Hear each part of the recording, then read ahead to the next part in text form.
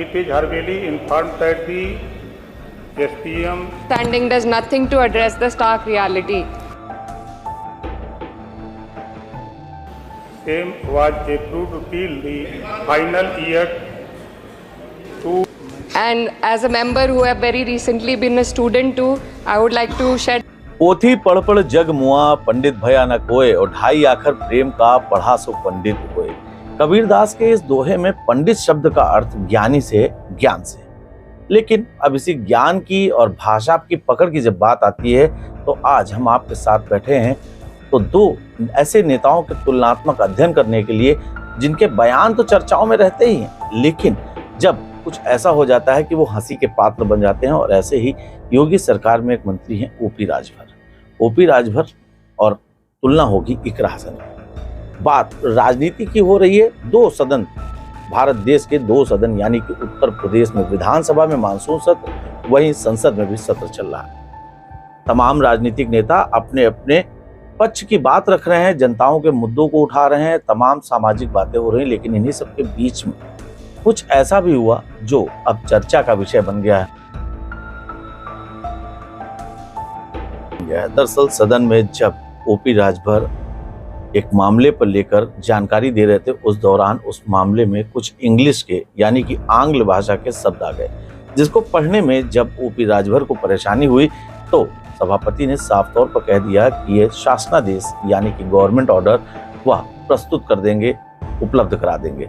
लेकिन इन्हीं सबके बीच में ओपी राजभर को इस वीडियो को खूब ज्यादा शेयर किया गया, खूब ज्यादा वायरल किया गया। चलिए हम आपको पहले वो वीडियो दिखाते हैं। It is heartily informed that the SPM same was approved till the final year 2021-522 only all। माननीय मंत्री जी, आप माननीय सदस्य को ये जियो पहुंचा दीजिएगा। माननीय मंत्री आप जियो पहुंचा दीजिएगा। स्पष्ट ये नहीं कह सकते मुझसे नहीं पढ़ा जा रहा तो क्या दिक्कत है? नहीं ऐसा नहीं है। चलिए अगला।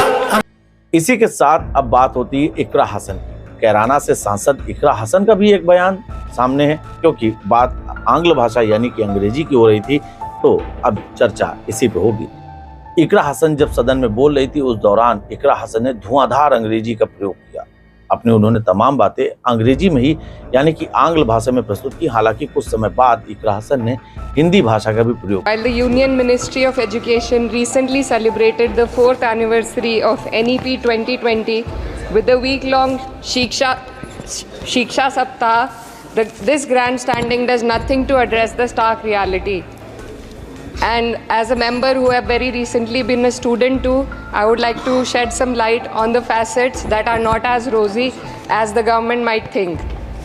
Despite NEP 2020's clear directive and the Kothari Commission's long-standing recommendation for 6% of GDP in education, the Ministry of Education's allocation is less than half of what has been recommended. The biggest cut has been for the University Grants Commission, which saw a 61% dropping from 6,409 crores to only 25 crore this time, which will affect the higher education of our country. And in 2020, India's average learning adjusted years of schooling was 7.1 years, lagging behind countries like Mexico, Kenya, Sri Lanka, Iran, UAE, and even Palestine.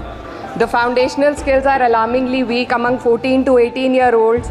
About 25% of those surveyed couldn't read a standard 2 level text in their regional language, and only 43% could solve a simple division problem.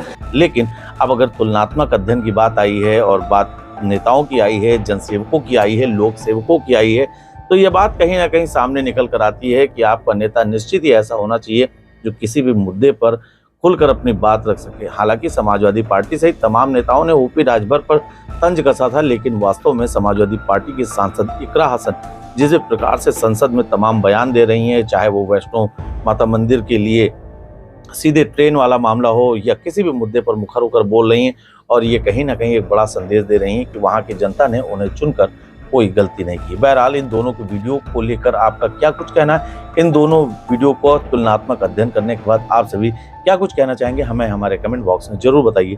धन्यवाद।